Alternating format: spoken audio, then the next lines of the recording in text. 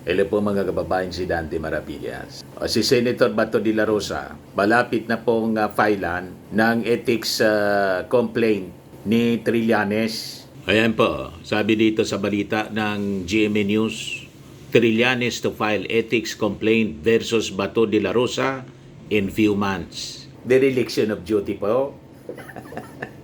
Hindi na nagtatrabaho si Bato de la Rosa. Ano niya, Mr. Maravillas, bakit porsigido si Trillanes? Para po siguro lumabas na si Bato.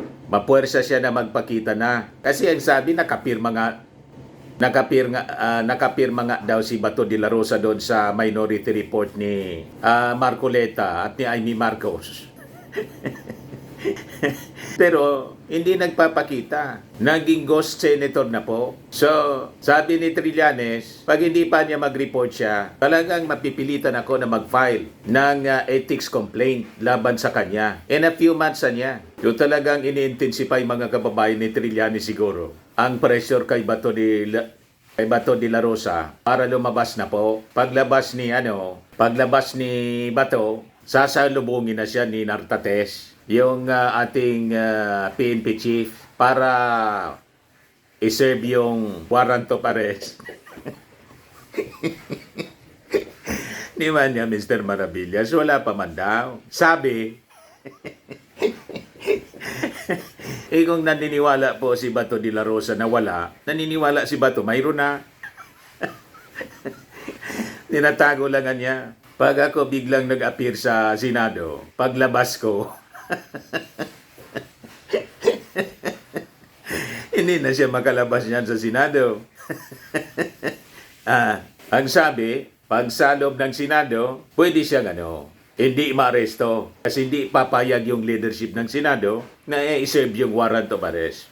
Pero hindi man po pwede na habang panahon, gawin na niyang bahay, sanctuary. Masisira naman po yung Senado as an institution. Taguan po ng isang akusado sa International Criminal Court ng crimes against humanity. Di ba napaka-seryosong kaso mga kababayan? So, mapipressure yung Senado na palayasin po si Bato. Umuwi ka na niya. Hindi pwedeng maging sanctuary ng mga suspected criminal. Crimes against humanity pa yung kaso. Yung ating Senado. Kaya hindi po nagpapakita. Ngayon, may problema siya. Hindi siya magpakita, i-expel siya as member ng Senado. Kasi papilan siya, mga kababayan, ng ethics complaint. Yan Inamon-hamon niya kasi si Trillanes. Make my day, Mr. Trillanes. Maski sumama ka pa sa pagposa sa akin, sabi ni Bato de la Rosa, ikwento pa lang po ni Ombudsman Remulla. Asilip ko na niya yung warrant of arrest mula sa ICC. Biglang nag-disappear si Bato.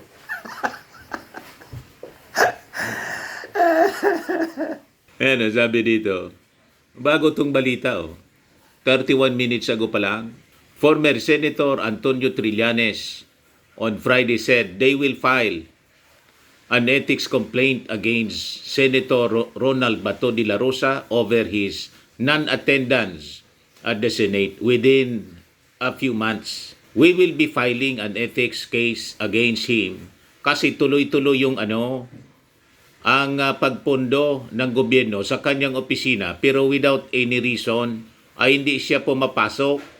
So sabi ni Trillanes, bibigyan pa niya ng panahon si Bato de la Rosa na magbago ng isip na pumasok sa kanyang trabaho bilang senador.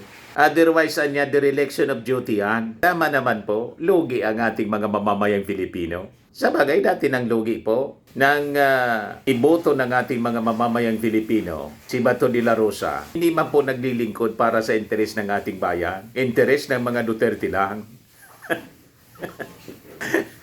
Yan ang ginagawa po ni Bato de la Rosa.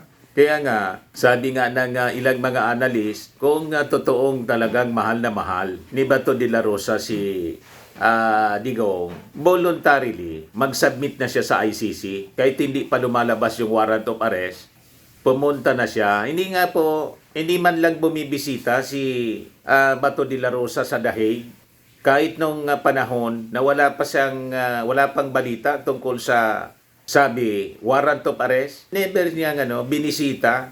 Iba po, kaya makaduda talaga yung mga sinasabi ni Bato de la Rosa. Hindi ka panipaniwala na nagtatanaw siya ng utang na loob sa mga Duterte, lalo na kay Digong. Sabi dito sa balita ng GMA, De la Rosa has not attended any plenary session at the Senate since November 2025 after Ombudsman Rimulya alleged that the ICC has issued a warrant of arrest against him. But De la Rosa broke his silence on Wednesday as he marked his 64th birthday and released a statement saying he's still awaiting. Grinid pa nga mga kababayan, 64 years old na pala ito si Bato de la Rosa. Grinid pa nga po ni dating Pangulong Digong. Ayan o. Happy birthday Senator Bato. Ayan message ni Digong kay Bato. Magpakatigas ka. Former President Rodrigo Duterte told Senator Bato de la Rosa, toughen up like a rock. On his birthday, sabi po ni Sara Duterte na nandun sa Netherlands. Ibaliktad po, imbis na tumigas, lumambot po si Bato. Nawala yung tigas. Ang totoong matigas po, si Bong Revilla, dating Senator Bong Revilla, hindi tumatakas sa pananagutan. O di ba? Voluntarily sumurrender. Ang totoong matigas po, si Laila de Lima. Nagpakulong po ng lumaban ng patas. Nagpakulong. 7 years sa kulungan. Pero si Bato, nasigilang ang ablada, chismis pa lang mga kababayan ni Ombudsman Rimulya na may warrant of arrest na niya kung nasilip. Biglang naging engkanto.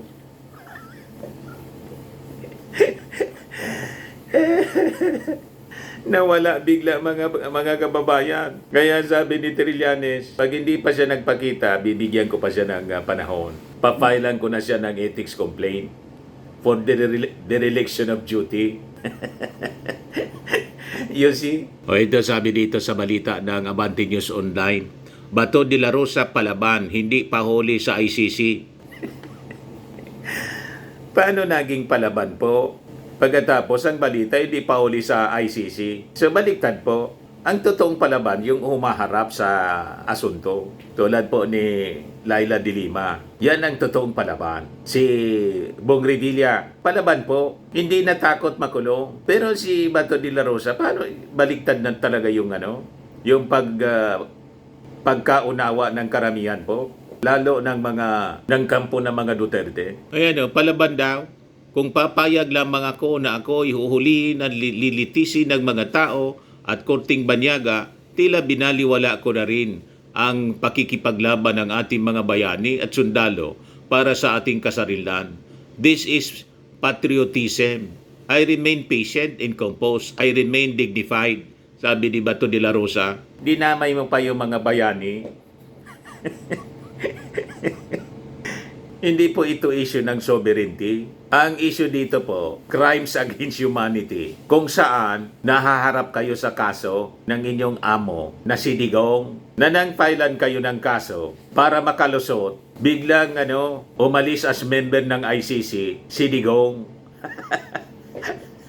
Hindi umobra po kasi akala niya makakalusot pa rin siya. Makakalusot siya sa kanyang ginawa. Isabi ng ICC, noong panahon na niya na member pa ng ICC, yung krimen na nagawa, may karapatan ng ICC na itry. O, di ba? Mga kababayan, and the rest is history. Ang pagkakamali pa mga kababayan ng kampo ni Digong mismo, inaway-away niya yung ating Pangulo. Na-deliver tuloy.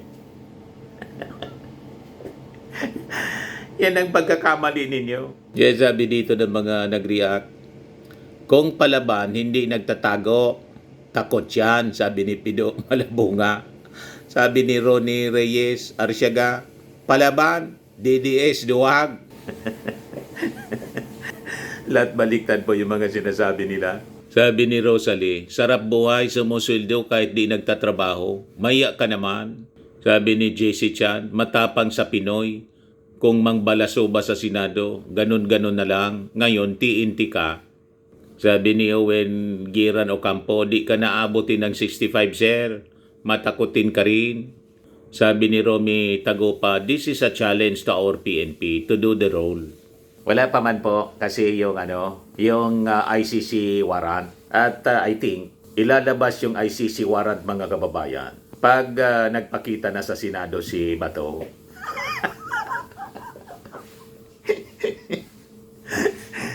Yan ang duda ko man lang po. Ako, naniniwala ako na may ICC warrant na talaga. Yun din ang paniwala ni Bato. Kasi kung hindi siya naniniwala na may ICC warrant, di sana bumalik na siya sa trabaho.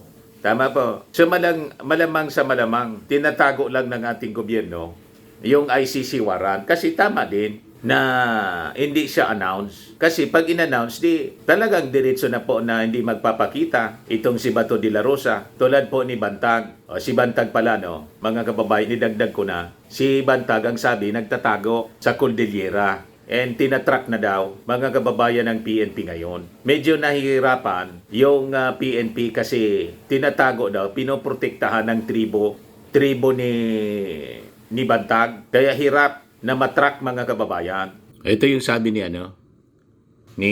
DILG Secretary Remulla, John Vic Remulla. Bantag still in Cordillera region. Another supporter ni Digong. So sabi ni John Vic Remulla, ang latest info namin ay nasa Cordillera region. So nandoon ang tracker teams namin ngayon. Pero dapat maintindihan ninyo, mahirap ang Cordillera region. Bundok yan. Bago mo mapasok yan, may cover of trees. So hindi natin pwede lagyan ng drone. Wala kang makikita. Remulla said, authorities are looking at other ways to check the possible locations of Bantag. Kailangan live ang asset natin. Kaya kung mga tribo doon ay nagpoprotektahan, so we are now trying other means para makapasok. So tingin ko, lahat ng mga big personalities, wanted personalities, because naharap sila sa mga mabibigat na kaso, uubusin na ito, mga kababayan, na huhulihin ng Marcos administration. Hindi dahil gustong gumanti, kundi isa po siyang obligasyon ng ating mga authorities, ng ating gobyerno, iharap sa trial. At kung mapatunayan na nagkasala, mapanagot sa kasalanan. Halimbawa, after trial, napawalang sala, di balik siya sa normal na buhay, mga kababayan. Pati sa serbisyo, baka makabalik pa siya. Di ba? Ganun lang po, due process ang habol, mga kababayan ng ating gobyerno. Kasi may mga pribadong complainants. Yung pamilya, mga kababayan, ni Percy Lapid.